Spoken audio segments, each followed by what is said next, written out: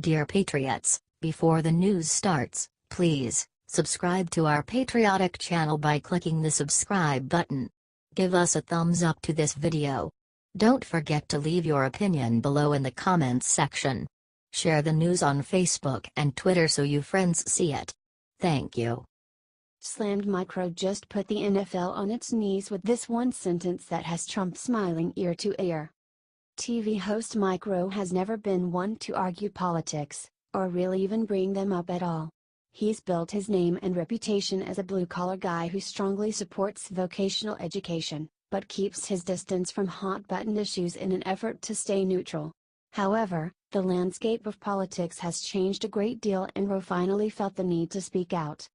The recent controversy surrounding the NFL and the National Anthem sparked a rant from Rowe that took everyone by surprise. Not only did he say what many Americans have been feeling, he chose not to hold back when pointing the finger. Rowe was at an event taking questions from fans when the truth came rolling out. "I know you avoid politics, thanks, and I remember your rant on the Colts leaving Baltimore," asked a fan named Robert.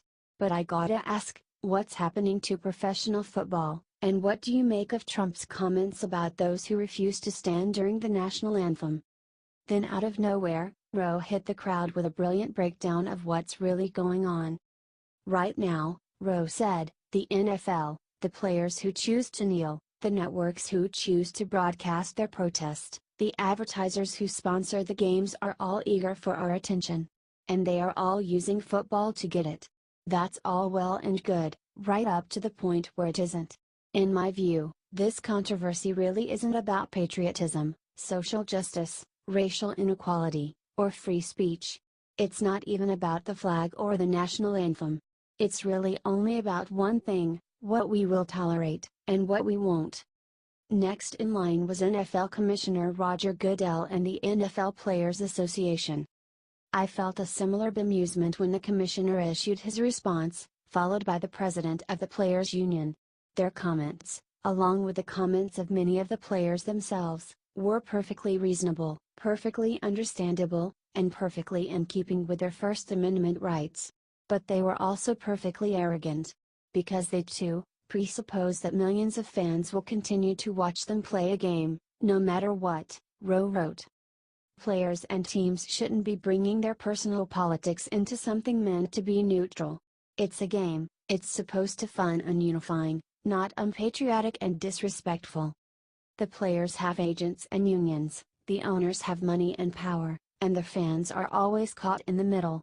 The resulting strikes and the constant uprooting of teams from broken-hearted towns proves beyond all question the overall lack of regard for fans in general."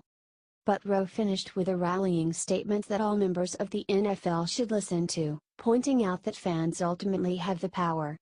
"But here's the thing, Rob," Rowe concludes. "The fans of professional football are not powerless, we're just not yet offended enough to turn the channel. Should that ever change in a meaningful way, if for instance, a percentage of football fans relative to those players who chose to kneel during today's games, chose to watch something else next Sunday, I can assure you the matter would be resolved by Monday." Rowe is right that money is dictating most of these players' politics. According to Rowe and most Americans, these protests have been purposely sick and controversial to gain as much attention as possible. You can speak your mind without stepping on this nation's history and values, something President Trump proves possible on the daily. Do y'all agree with Rowe and think these childish protests are a waste of time? Let us know and share this amazing truth with the world. Sources: dailycaller.com.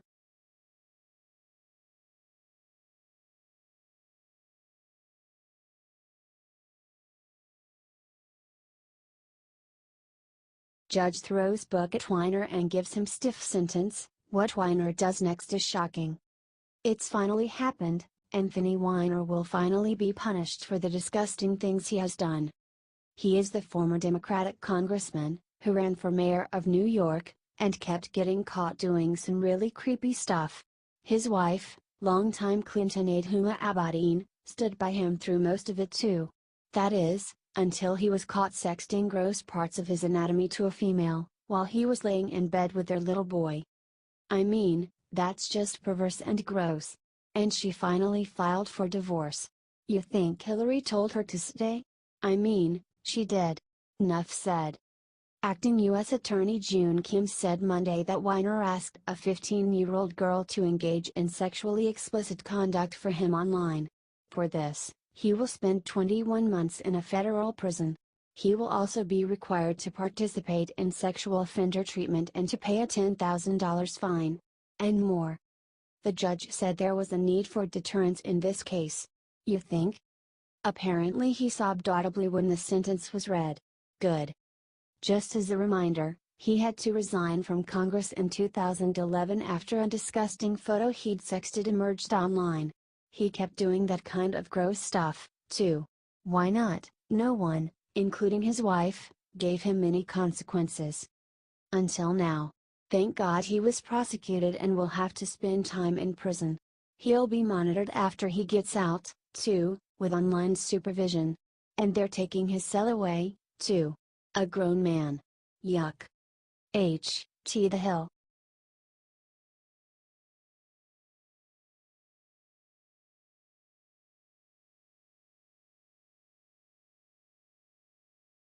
Urgent man with weapons caught at White House, trying to do sick thing to Trump. Amidst all the coverage of what NFL players were and were not doing during the singing of our national anthem, a man was on his way to the White House, and he was armed. This man, who was stopped by Secret Service officers, told them he was headed to the White House for advice on missing paychecks and how to get the chip out of my head from Secretary of Defense James Mattis and NSA Director Mike Rogers. The Secret Service subsequently searched his car, which had Tennessee plates, where they found 3 knives, 9 guns, including R and AK-style rifles, ammunition, suppressors, brass knuckles, and silencers. CNN reported that the man has been charged with weapons violations and is now under mental observation. Dang, y'all, that's really scary. Not just for Mattis and Rogers, but for Trump, Pence and everyone else in the White House. I'm sure glad the Secret Service is on the ball. They actually just stopped the man for public urination. Mental health issues are nothing to laugh about, and we must ensure that people with mental health issues can get good help. Of course, not all people with mental health issues are a danger. At the same time, situations like these are a good reminder for all of us, that we need to address the mental health healthcare crisis in America. If you are happy that the Secret Service is on the ball, protecting our president and others in the White House, please share this and comment "Thank you, Secret Service." H/T, The Hill.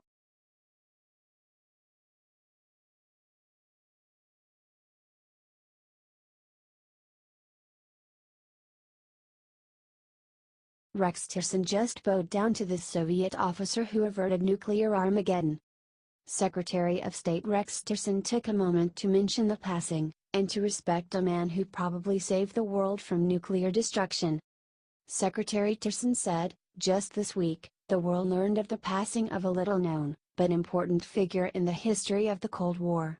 His name was Stanislav Pietrov, and he is sometimes referred to as the man who saved the world. Mr. Pietrov was on duty one night in 1983, when his systems told him that the United States had launched nuclear bombs at the Soviet Union. This was during the Cold War, when tensions between the two countries were always high. Instead of just reacting, Mr. Pietrov remained calm, recognizing this was a false alarm and averting retaliation by the Soviet Union. Tillerson brought Mr. Pietrov up during a recent meeting of the UN Security Council, saying, his episode illustrates just how high the risk factor is with nuclear weapons. Trump and Tillerson recognize that one country can change things in a way that could avert nuclear disaster. Tillerson said, if China truly desires to denuclearize the Korean Peninsula to promote stability and to avoid conflict in that sensitive region right on its own border, now's the time to work with the rest of us, to put the kind of pressure on North Korea that can change its strategic calculations before it's too late. If you agree with how Trump is handling things with North Korea, please, share this and comment "I support Trump." HTRD.com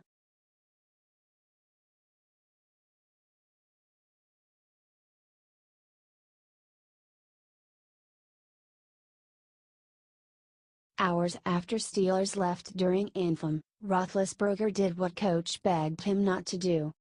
There are a lot of angry Steelers fans out there right now. Videos all over the internet show people burning jerseys and hats and everything you can imagine. After all, the Steelers chose to leave the field entirely during the National Anthem to show unity. Even their favorite quarterback Ben Roethlisberger joined their protest. However, it looks like what happened did not sit well with the QB, and now he is doing exactly what his coach begged him not to do. Roethlisberger wrote on his site that he believes that nobody should kneel or stay in the tunnel for the National Anthem, and that he couldn't even sleep that night knowing what he had done. He went on to say he thinks protests in favor of equality and all that are fine, but the anthem is a sign of respect for people who have lost life and limb for this nation, and it is not the time for any protests. Of course, there is no way Coach Mike Tomlin is gonna be happy about this. He reportedly was furious at player Villanueva, an Army Ranger, for defying him and standing on the field for the National Anthem. If you all think more NFL players should come out in favor of honoring our troops and country, then share this out and let them know what it means to us.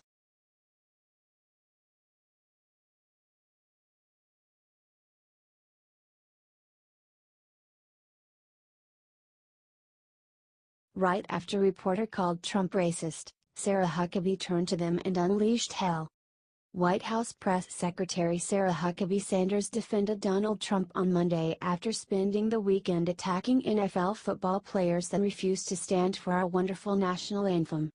During a Monday White House press briefing, Sanders backed up Trump 1005 and said that he was standing for the nation. The two reporters noted that Trump had referred to a player as a song of a bitch at a rally. This isn't about the president being against anyone, this is about the president and millions of Americans being for something, Sanders repeated. I think it's always appropriate. This isn't about the president being against anyone, this is about the president and millions of Americans being for something, Sanders shut them down with. I think it's always appropriate of the President of the United States to defend our flag, to defend our national anthem, and to defend the men and women who died to defend them. Share this if you stand with our president against these NFL ingrates. Let's stand behind our president and our country. This is how we make America great again.